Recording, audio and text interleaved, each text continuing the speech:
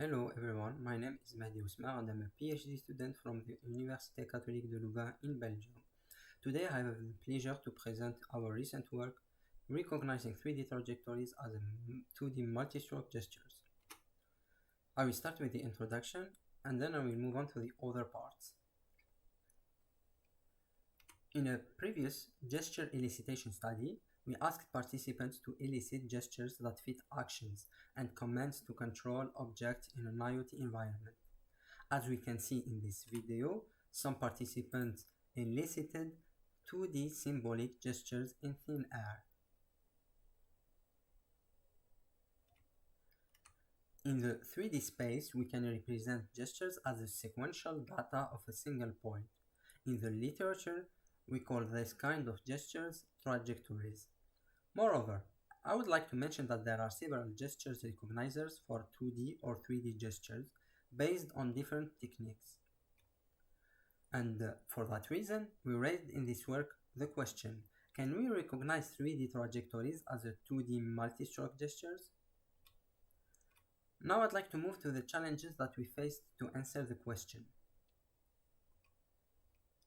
After conducting a targeted literature review on 2D stroke gesture recognizers, we selected 4 recognizers for multiple reasons, but mainly because they are simple as well as well-known recognizers. These recognizers are Rubin's algorithm, $P, $Q, and finally $P+. Next, we extended these recognizers to 3 dimensions. First one, Rubin 3D, a 3D version of Rubin's recognizer formed of 3 2D Rubin recognizers. Second one, Rubin Chang, an extension of Rubin's recognizer to 3 dimensions. $P cube and $Q cube. Both are 3D versions of $P and $Q respectively. $F, an improved version of the $P cube with a flexible cloud matching of $P+. $P plus cube, a 3D version of $P+. The freehand unit, an improved version of $P cube with a flexible cloud matching of $P+. However, it differs from $F because the early abandoning is not included. After we created new 3D recognizers, we must prove their efficiency. Thus, we will experiment them in both user-independent and user-dependent scenarios using 3 trajectories datasets. Furthermore, we tested the recognizers for different conditions which are defined by 2 variables, the number of templates and the number of points or sampling. Now, I would like to draw your attention to the total number of recognition trials performed, which is in total 665,000 recognition trials. We collected the test results through 2 quantitative measures, the recognition rate and execution time. Thanks to the collected results, we can analyze the effects of 3 factors on the recognition rate and execution time, which are the dataset, the number of templates, and the sampling.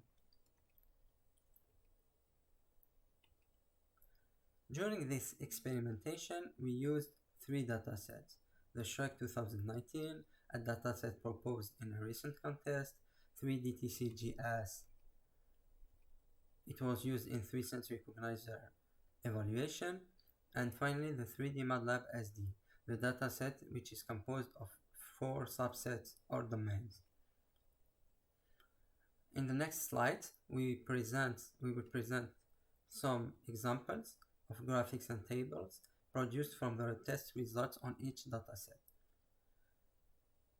In this slide, the tables contain the recognition rate as well as the execution time values of every recognizer for the diverse conditions. The color scheme is defined by the median value in each table. Here, we generated a normalized balanced confusion matrix for the $P plus Q. We plot also individual results for different conditions. In this slide, we can examine the average recognition rate for each recognizer on all datasets. In this diagram, as you can notice, $P plus cube has the best recognition rate with 87.48%. even if it is a high recognition rate. The $p plus cube can have higher recognition rate, and it depends on gesture dataset. The rate can exceed 90% for some datasets. We remark the dollar-like recognizer which have similar rate, which is around 80%. At least we can observe that the Rubin 3D and Rubin Chang have a low recognition rate under 70%.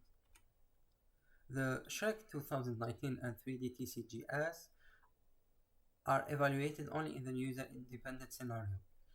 From what we view in this diagrams, the recognition rates are similar to the averaged recognition rates seen in the previous slide.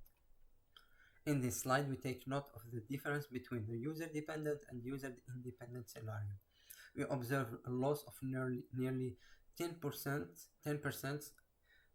for the $p plus cube and around 20% for the other dollar-like recognizers. In these diagrams, we notice the low rates of all recognizers for the domain 4. The principal cause is the type of gestures in this dataset.